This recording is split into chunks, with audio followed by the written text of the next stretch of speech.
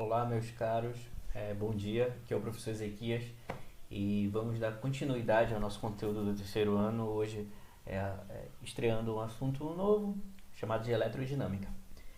E vamos falar hoje, primeiramente, sobre o comportamento dos corpos quando, ao ser aplicado um campo elétrico neles, eles permanecerem em movimento por mais tempo. Então, hoje a gente não vai estudar mais o comportamento estático das cargas elétricas, e sim o comportamento dinâmico deles se movimentando em um determinado condutor ou no espaço. Então, para a gente entender primeiro como é que se comportam essas cargas elétricas em movimento, a gente primeiro tem que entender o conceito de corrente elétrica. Bem, antigamente tinha-se a concepção de que a corrente elétrica seria um fluido igual como a gente tem na água encanada, né? Que passa, né, em nossas casas e tudo mais. Tinha assim a ideia de que essa eletricidade poderia ser encanada, né, em determinados condutores e ser distribuída, né, por dentro desse condutor, como se estivesse mesmo encanado. E tinha essa ideia de que a corrente elétrica, né, a eletricidade, seria um fluido igual à água, né, igual como acontece na água encanada. Mas não é assim que acontece. Como é que acontece essa corrente elétrica? Como é que acontece esse movimento dessas cargas elétricas? Bem, primeiramente, quem se movimenta são chamados os elétrons livres. Então, vamos imaginar que a gente tem um átomo. Opa, passa aqui. Vamos imaginar que a gente tem um átomo. E na última camada lá desse átomo, na distribuição eletrônica dele, ele está livre. Então é ele que vai se movimentar num determinado condutor. Então, por exemplo, na eletricidade que chega nas nossas casas, existe um condutor, geralmente é o cobre, né? Que é um bom condutor, e os elétrons livres desse cobre que vão se movimentar devido ao campo elétrico aplicado dentro desse condutor, certo? Observa-se também que esse movimento do elétron é um pouco desordenado. Ele tem um sentido específico, né? Ele sempre é contrário ao campo elétrico aplicado, mas ele é meio desordenado. Por que observa-se isso? Porque lá na física moderna, né, para quem for cientista, para quem for querer pesquisar um pouco mais a fundo sobre física, e estudar um pouco de física moderna na graduação, lá na física moderna a gente vê que é difícil determinar a posição do elétron, né? Por certas coisas, pelo princípio da incerteza de Heisenberg, por problemas quânticos que existem. Mas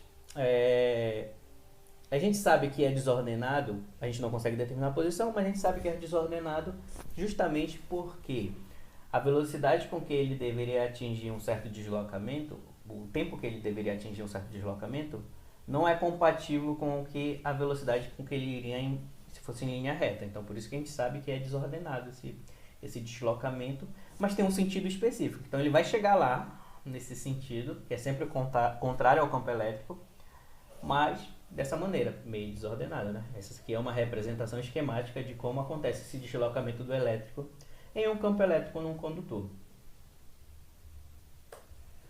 Outra coisa que a gente tem que entender é que essa corrente elétrica ela pode ser contínua ou pode ser alternada. Quando ela é contínua? Quando o campo elétrico for uniforme e ele vai ser de maneira contínua. Essa corrente elétrica vai ser de maneira contínua. Exemplos de quando acontece isso? Em baterias e em pilhas.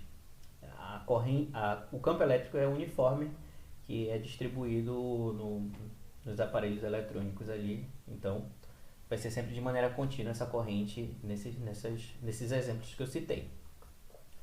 E a corrente elétrica, quando o campo elétrico for oscilante, que é o que acontece, né, quando chega nas nossas residências, essa corrente elétrica vai ser alternada quando esse campo elétrico for oscilante. Então ele vai ter um pico máximo de corrente e um pico mínimo de corrente, né? E vai alternar durante um determinado tempo. Para quem estudou funções, né, essa aqui é uma função senoidal, creio. Deixa eu ver. Seno de 0 a 0. Senoidal. É uma função senoidal. Porque ela começa do zero, né? Zero, toda função que começa do zero é uma função senoide. ou senoidal.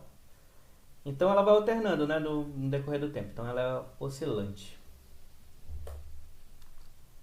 E como a gente determina a intensidade dessas correntes elétricas? Vamos imaginar que a gente pega um fio condutor, corta ele no meio, faz uma seção transversal nele e vê a seguinte situação.